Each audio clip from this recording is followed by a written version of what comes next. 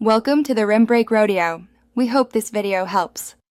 In this video, I will explain how to use Instagram Reels templates. First, when you're browsing Reels, look for one that has a Use Template button. This button usually appears above the creator's name. Tap it to start creating your own reel. Next, you'll be prompted to select your own photos or videos from your device's gallery to fill the template's preset clips. It's a super quick way to get started. Once your media is loaded, you can easily replace any clip by tapping it and choosing a different photo or video. You can also adjust the duration of each clip to perfectly match the template's timing. Don't forget to add your personal touch with text overlays, fun stickers, or cool effects to make your reel truly unique and engaging for your viewers. The template automatically includes the original audio, but you have the flexibility to change it.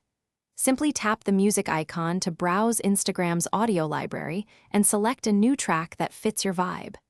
Before sharing, always take a moment to review your entire reel.